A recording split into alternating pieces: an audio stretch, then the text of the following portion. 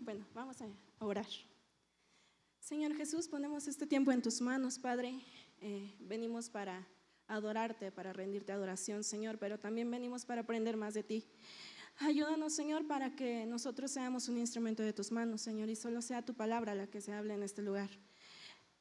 Bendigo la vida de mis hermanos, Señor, y te pido que te manifiestes en nuestras vidas, Señor, en el nombre de Jesús. Amén. Bueno, vamos a empezar con Gálatas 5, que es la lectura que hemos estado manejando, es Gálatas 5, versículo 16. Me dicen cuando ya lo tengan, por favor.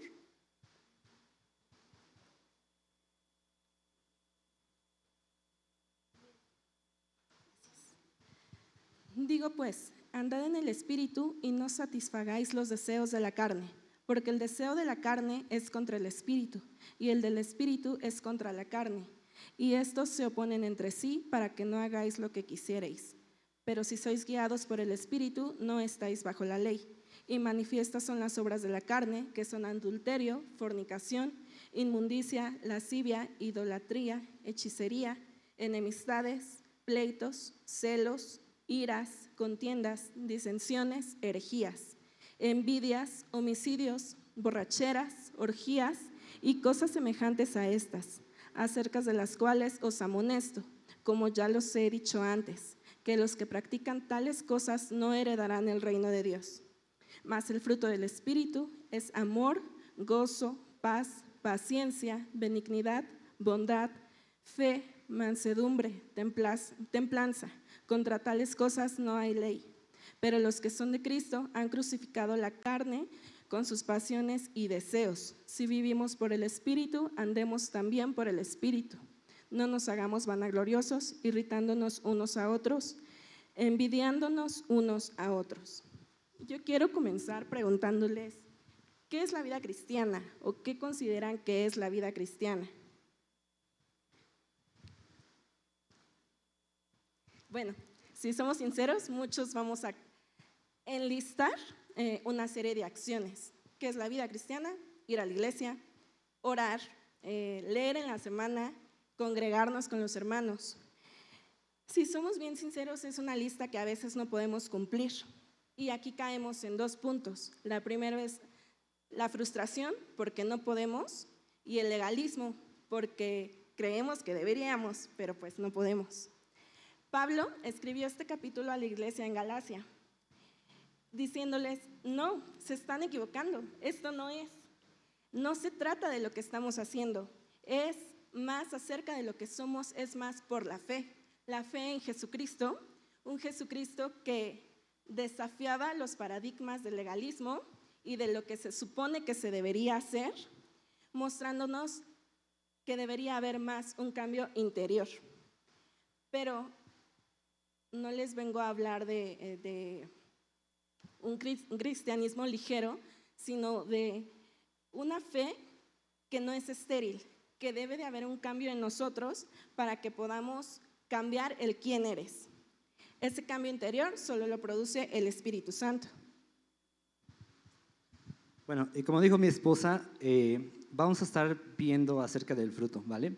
Y esta palabra o esta pequeña frase es la que quiero que, bueno, más que querer que se nos grabe, sino por la que vamos a estar abundando el resto de la predicación, va a ser: el fruto del Espíritu no es una lista de virtudes, sino una evidencia de transformación interior. Es decir, realmente, como decía mi esposa, muchas veces queremos nosotros abarcar una serie de listas o una serie de cosas que, digamos, por así decirlo, el cristiano hace. Pero para que se vean evidentes y reflejadas en nosotros, estas, ¿quién las va a producir? El Espíritu Santo.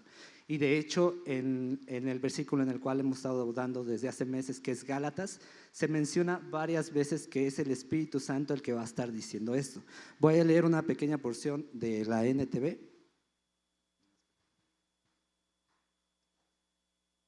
Y precisamente dice así: pero cuando el Espíritu los guía, ya no están obligados a cumplir la ley de Moisés. Después, más abajo dice: La clase del fruto que el Espíritu Santo produce en nuestras vidas es amor, gozo, paz, paciencia.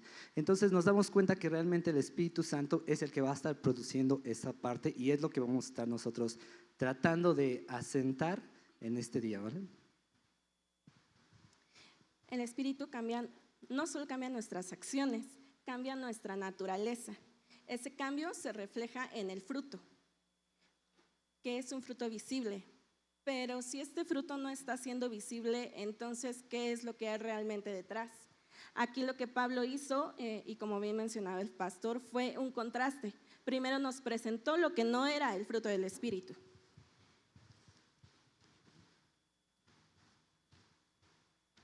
A esto lo denominó las obras de la naturaleza pecaminosa. Aquí hay una palabra clave que es obras. Esta palabra habla de un hacer constante, de un hacer evidente. Dice, y manifiestas son las obras de la carne, que son adulterio, fornicación, inmundicia, continúa con toda la lista, y cosas semejantes a estas. Es decir, esta lista no estaba limitada solo a estas características, sino todo lo que se le hacía parecido. Estas obras son evidentes, no son ocultas, en algún momento se van a manifestar y pues son la prueba innegable de que nuestra vida no está siendo regenerada. Ahora, primero que nada, esta lista que enumera cae igual exactamente en 3 aspectos que igual se tocaron en el mes pasado, que igual es algo personal, algo que tiene que ver con Dios y algo que se relaciona con los demás. Por poner un ejemplo, la sexualidad se toca en la inmoralidad e impureza, que es prácticamente algo interno, algo interior, algo íntimo de nosotros. La religión, que vendría siendo idolatría e hechicería, y las relaciones humanas, que serían peleas, celos y envidias. Ahora, mi esposa tocaba de que precisamente cosas semejantes a esto, y tarde o temprano, cuando andamos sobre estas cosas que no son agradables a Dios y conocen el fruto del Espíritu Santo, son evidentes. Y yo platicaba con mi esposa, digo, ok, por ejemplo, cuando muchos caemos en pornografía, dices, ok, eso no es evidente o no se puede llegar a ver, ese es muy íntimo, ¿no? Pero comentábamos que tarde o temprano se ve reflejado en la actitud que tenemos. Así nosotros quizás lo queramos ocultar, va a ser evidente. Por la gente que nos rodea va a decir, tu temperamento ya cambió. O hasta incluso cuando nosotros comenzamos a tener idolatría, es decir, ponemos otras cosas antes que a Dios, nuestro temperamento va cambiando. Por un ejemplo muy claro, nosotros comenzamos a ver más redes sociales o hasta incluso películas, etcétera, y dejamos nuestro tiempo devocional a un lado, pues nuestro temperamento va cambiando. Eso igual dentro de la idolatría. Entonces, a lo que queremos llegar es que precisamente todo, absolutamente todo esto se va a ver reflejado. Es imposible de que no se pueda dar a mostrar en nosotros cuando no estamos andando en cuestiones del fruto del Espíritu Santo, sino al contrario, estamos andando en cosas que van en contra de lo que agrada a Dios. Aquí quiero resaltar una segunda palabra que es la parte de practicar. Dice que el sentido de este verbo en griego describe una acción continua. El mismo apóstol menciona, los que practican tales cosas no heredarán el reino de Dios. Podríamos pensar que si caemos en esto, pues ya somos desechados, pero no, está hablando de una continuidad, que si esto es lo que define nuestra vida, entonces es evidente que no hay un cambio y que, como dirían en lenguaje corporativo, hay un área de oportunidad ahí que debemos de estar trabajando. No es que nos estén desechando, sino que debemos de tener un arrepentimiento. Y entonces, ¿cómo podemos ser regenerados? Pues con el fruto del Espíritu. En contraste a las obras de la carne, Pablo presenta la lista: amor, gozo, paz, paciencia, benignidad, bondad, fidelidad, fe, mansedumbre, dominio propio. Contra tales cosas no hay ley. Si se dan cuenta, dice el fruto del Espíritu, es decir, es uno solo y consiste en 9 características o cualidades que debería tener todo cristiano o que debería desarrollar. Este fruto precisamente igual abarca, como les comentamos hace un mes, los 3 aspectos, tanto nuestra relación directa con Dios, tanto nuestra relación con los demás y también nuestro crecimiento y madurez. Y ahora, algo que comentó el pastor es precisamente eso, que no puedes tú solamente tener amor, gozo y todo lo demás, pues, ¿sabes qué? Pues se va a la basura, ¿no? Sino que es un fruto que viene completamente con el Espíritu Santo. Y lo que implica es un carácter completo, formado y forjado en el Espíritu Santo. Por lo tanto, eso nos da a entender que cuando una persona es guiado, o más bien es lleno del fruto del Espíritu Santo, se ve así como las malas obras y todo se ve reflejado, igual se va a ver reflejado de la misma manera. No sé si recuerdan que muchas veces en la Biblia dice, tal persona estaba lleno del Espíritu Santo y pues ahora sí que el Espíritu Santo lo guiaba. ¿Por qué? Porque precisamente esto se ve reflejado, nuestro cambio se ve reflejado en nuestra forma de ser, hasta incluso en el rostro se puede llegar a ver cómo ese carácter fue forjado completamente por el Espíritu Santo. Y como bien mencionaba mi esposo, es un carácter completo, quiere decir que no podemos tener uno ni otro. Y estos frutos trabajan de tal forma que se van complementando uno al otro. Solo por ponerles un ejemplo, la mansedumbre, muchos hemos escuchado la parte de seas manso, pero no, ya saben. Pero bueno, un ejemplo de la mansedumbre es Jesús. Jesús, bueno, la mansedumbre la definieron como una persona que es fuerte, pero que mide esa fortaleza. Jesús, ¿qué era lo que hacía? Era una persona sumamente compasiva con aquellos que lo buscaban, con aquellos que se rendían ante él, pero era una persona directa, fuerte, contra todos aquellos que querían manifestar un poder adquirido mundanamente, como los fariseos. Y también tenemos otro ejemplo, la parte del gozo. Se ha inculcado que como cristianos debemos de estar siempre gozosos, debemos de estar siempre alegres. Pero ¿qué pasa cuando tenemos alguna dificultad? Un ejemplo claro, ¿qué pasa cuando fallece algún familiar?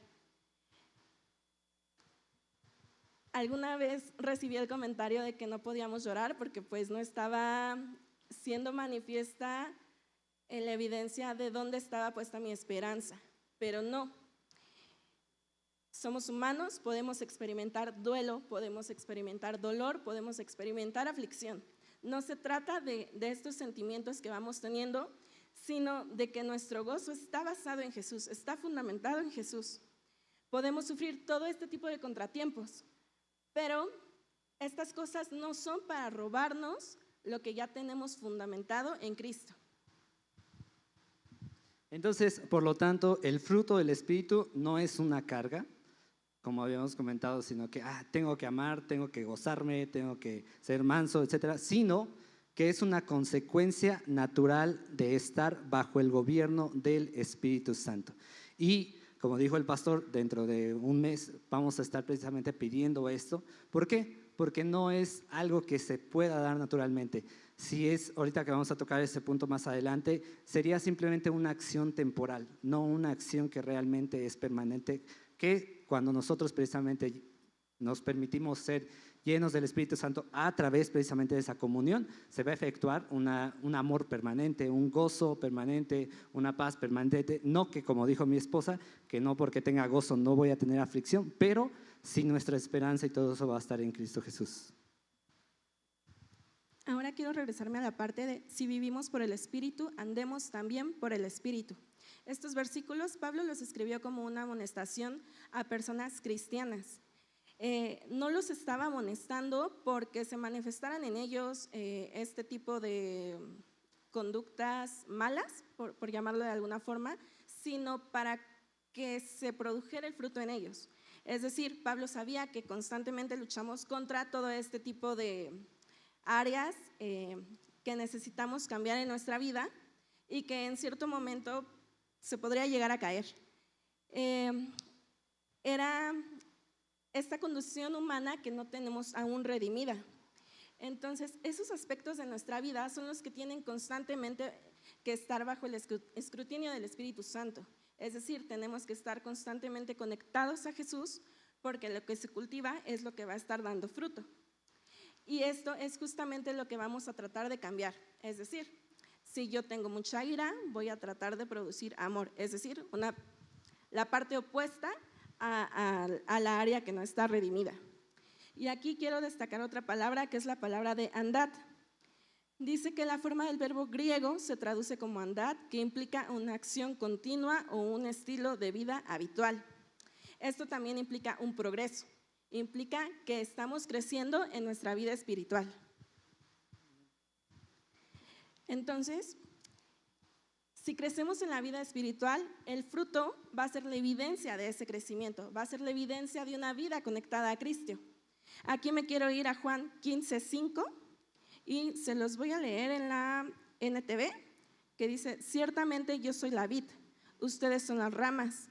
Los que permanecen en mí y yo en ellos producirán mucho fruto, porque separados de mí no pueden hacer nada. Y aquí un ejemplo muy sencillo, ¿cómo se produce una manzana?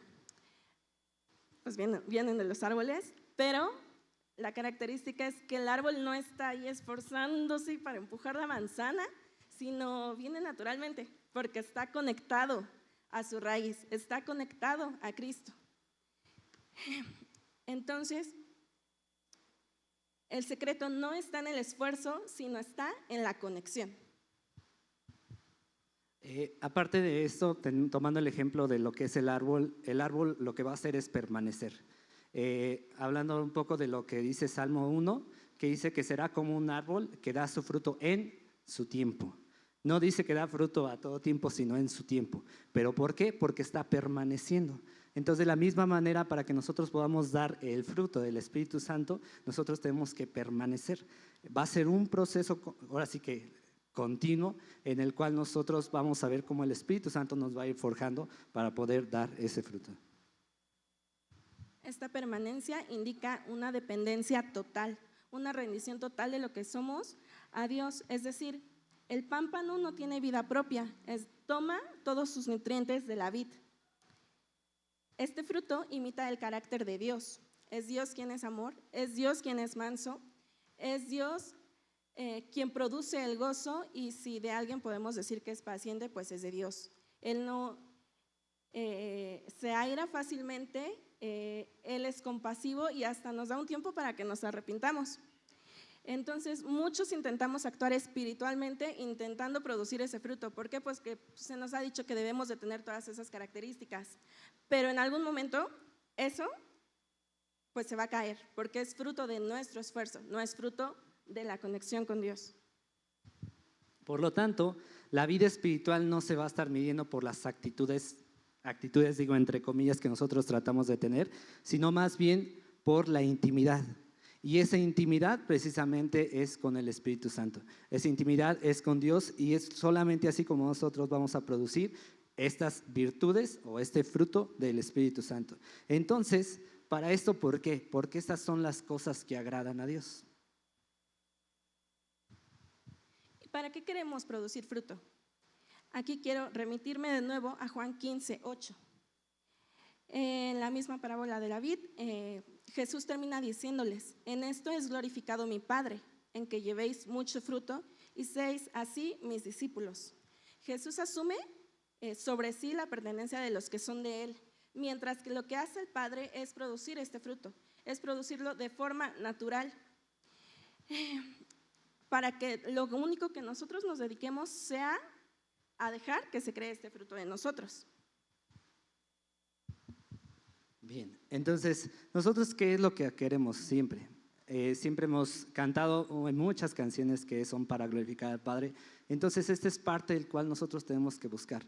Cuando nosotros buscamos esa intimidad, es no porque quiero tener amor y amar a todos, o no porque quiero tener paz y que los problemas no me afecten, sino porque quiero glorificar al Padre.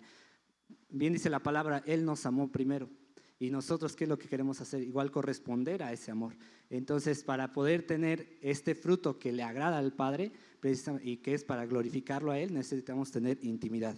Y ahora, nuestra vida, aparte de esto, es como un plus que viene aquí, es de que nuestra vida se convierte en una vitrina del Evangelio. Hace un rato el pastor habló de que iba a ser un grupo del Evangelio, un grupo que se iba a dedicar a evangelizar. pero bien dijo que todos estamos llamados ¿a qué? A hacer eso, a evangelizar. Entonces, cuando nosotros precisamente tenemos esta intimidad con el Espíritu Santo y nosotros somos el fruto está en nosotros, somos esa vitrina ¿para qué? Para que puedan conocer el Evangelio. Y una vitrina que es, bueno, no sé si los jóvenes todavía vean la vitrina, pero bueno, las abuelitas tenían una vitrina era un mueble con un vidrio y ahí ponían obsequios, tazas, etcétera, que luego ni las sacaban y todo eso, pero que siempre estaba ahí lo especial, lo auténtico. Y de esa manera, igual nosotros cuando tenemos el fruto del Espíritu Santo, va a ser esa vitrina el cual la gente va a poder ver lo que es Dios, lo que es el Evangelio, lo que Dios quiere para ellos. Este fruto no va a ser para nuestro beneficio, va a ser solo para darle la gloria al Padre. Entonces, con lo único que queremos que se queden es que cuando tratamos de producir este fruto, esta lista de cualidades que debemos de tener, vamos a terminar frustrados porque estos vienen de la conexión, de producirlos de una manera constante. El fruto no se va a fabricar, se va a manifestar. Va a ser el resultado visible de nuestra vida invisible, es decir, de aquello que hacemos en nuestra intimidad con Dios. No va a ser el resultado de todas las obras que hagamos, de a cuántos congresos vayamos, de cuántas veces vengamos a la iglesia, sino de eso que hacemos en nuestra intimidad. Este fruto, cuando cambia lo que somos, se va a manifestar en el exterior.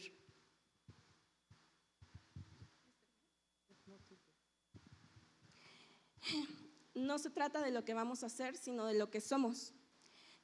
Y en el cambiar lo que somos es como vamos a lograr alegrar a Dios, como en alguna de las clases lo veíamos.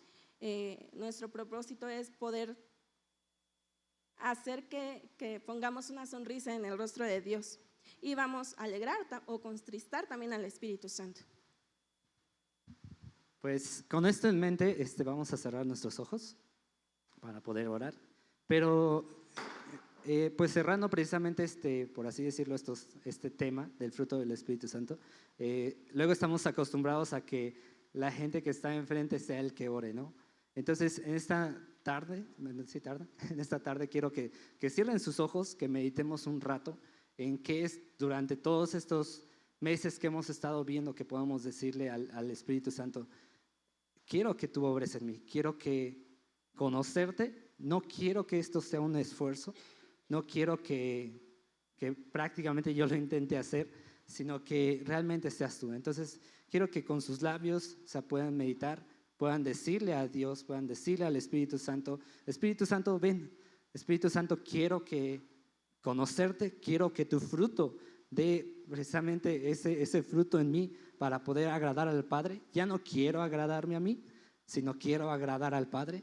Entonces voy a comenzar a orar, pero quiero que con sus propios labios, con sus propias ideas, que el Espíritu Santo incluso nos vaya llevando a qué es lo que queremos nosotros pedirle a Dios, ¿vale?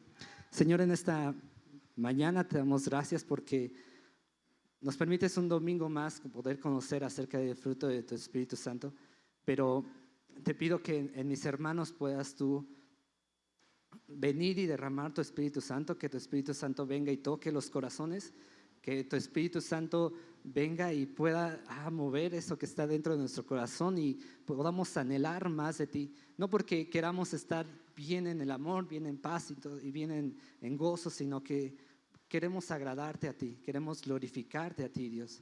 Queremos que sea evidente lo que tú nos has mostrado durante todos estos meses, que pueda ser evidente en nuestras vidas, que pueda ser como precisamente las personas que se tocan en la Biblia, que dicen: ahí va David lleno del Espíritu Santo, ahí va la hermana Eli lleno del Espíritu Santo, ahí van los hermanos de Maranata llenos del Espíritu Santo.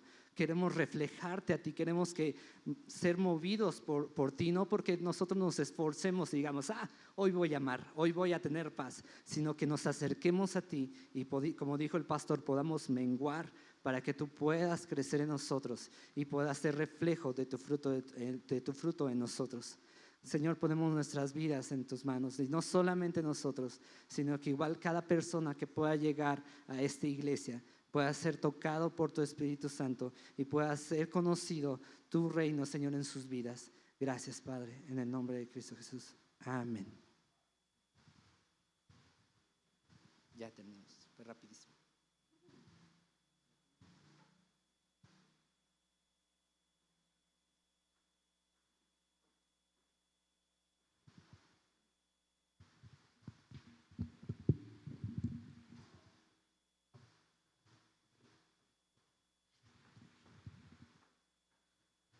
Es el apóstol Pablo: miserable de mí, ¿quién me librará de este cuerpo de maldad? Y casi como si fuese esa respuesta iluminada, inmediatamente dice: Jesucristo el Señor. Saben, a veces decimos: yo no puedo, yo no he podido llevar una vida conforme a la enseñanza de Dios. Y ese es el gran problema. Ciertamente no podemos, y tenemos que depender de Dios para hacerlo, pero tenemos que buscar en oración que Dios lo haga, que Dios mueva nuestra vida para que estas cosas puedan ser hechas en nuestra vida, porque si no vendremos, como bien decía Paola en un principio, de frustración en frustración, y parecerá que un día estamos mejor espiritualmente y nos sentimos a gusto, nos sentimos en paz, y de repente hay algo que nos tambalea, que nos mueve, que nos frustra, que nos aleja de Dios, y no hemos terminado de comprender que Él es quien sostiene nuestra salvación. No nada más porque no la vayamos a perder, sino porque su obra espiritual en nuestra vida es la única que nos puede traer nuevamente a Él y volvernos a sostener. Así que, hermanos, busquemos del Señor. Si te cuesta trabajo orar, empieza, a lo mejor diciendo: Señor, ni siquiera sé qué decir, pero aquí estoy. Si no puedes orar, escucha un canto y cierra tus ojos. Yo puedo asegurarte que Dios tiene tanta misericordia que Él se va a presentar y te va a mostrar que te escucha. Siempre está cercano a nosotros, siempre. Y a veces las pruebas que Dios permite o las caídas que tenemos tienen el único objetivo de recordarnos que Él es quien sostiene nuestra salvación, que Él es quien sostiene nuestra vida. Así que no podríamos decir: pues es que no puedo. Sí, eso ya lo sabe Dios. Y puedes sentirte tan miserable como se sentía el apóstol Pablo, o como muchos de nosotros nos hemos sentido. Pero al final, en esa pregunta: ¿quién nos librará de este cuerpo de maldad? Jesucristo el Señor. Él es quien nos puede sostener, el único que puede sostenernos. Así que si hay una aflicción en tu corazón, si te sientes incómodo porque tu vida no ha honrado a Dios, agradece por esa incomodidad, porque es el Espíritu Santo haciéndote ver que necesitas de Él. Ese es el único motivo por el cual Dios nos permite. El pecado permanece en el hombre aún después de creer en Dios, porque el hombre tiene que aprender a depender de Dios para alcanzar salvación y gracia. Yo estoy seguro que si nosotros, al creer en el Señor, dejásemos de pecar, en algún momento creeríamos que tendremos méritos para ello, pero no es así. Así que les pido que tengamos una oración más antes de continuar, y que pongamos nuestro corazón delante de Dios, que Él lo escudriñe y que Él nos lleve a ver que por más pecado que pudiese haber cercano a nosotros, su gracia es mayor, su misericordia y su perdón son más grandes que eso. Así que les invito a que podamos orar. Si quiere doblar sus rodillas, si quiere cerrar sus ojos, vamos a orar al Señor. Señor, Venimos delante de ti porque es necesario hacerlo. Porque ante tu presencia no podemos ocultarnos. Escudriña nuestro corazón, escudriña nuestros pensamientos, Señor, porque siempre están cercanos a ti. No hay nada oculto en nuestra vida, Señor, que tú no puedas ver. Y sabes que en ocasiones la frustración de no honrarte con nuestros actos está presente. Pero déjanos ver que esto que sentimos en ocasiones es algo que tú permites para que entendamos que todo depende de ti.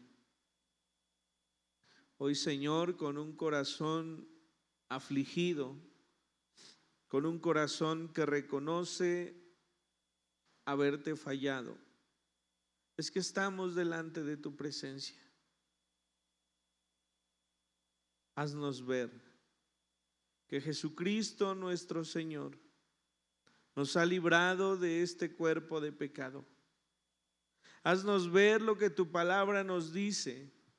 Hijitos míos, esto os digo para que no pequéis.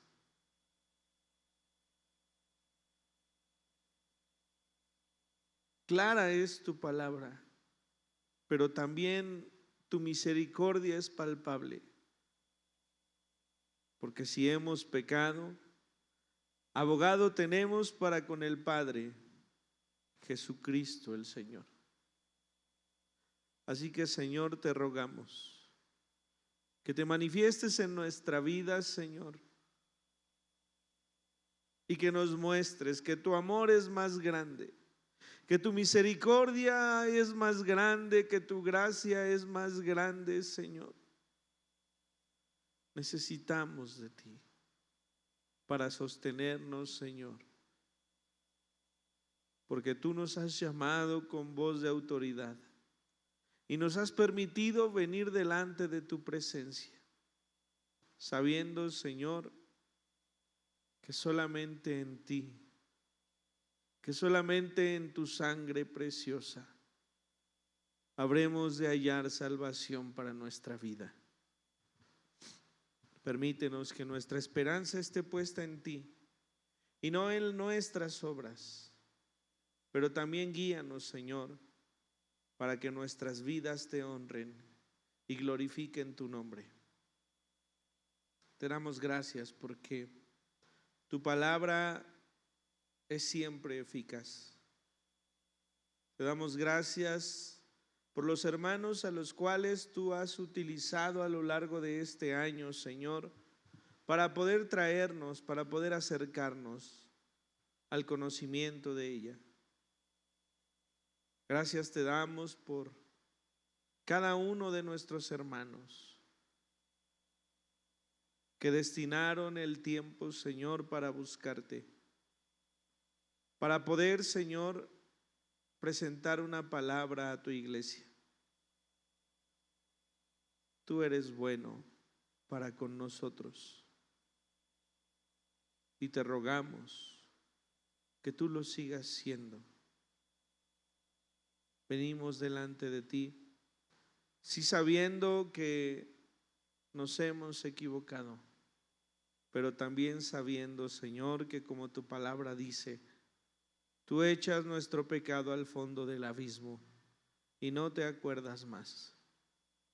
Te pedimos que este tiempo que tendremos para venir, Señor, el próximo mes en oración delante de ti, sea un tiempo en el que tú nos estés llamando constantemente para disponer nuestro corazón para que sea sometido a tu voluntad. Y es así como te pedimos, Señor, que tu voluntad perfecta sea cumplida en los cielos como también en la tierra. Y al decir en la tierra, nos referimos, Señor, a nuestros corazones. Dispón nuestro corazón para escuchar de ti, para obedecerte, para menguar, Señor, pero también para crecer en espíritu. Que nuestra carne decrezca, pero que nuestro espíritu, Señor, cada día se acerque más a ti, a la estatura del varón perfecto. Te damos gracias, Dios. En el nombre de nuestro Señor Jesucristo oramos. Amén.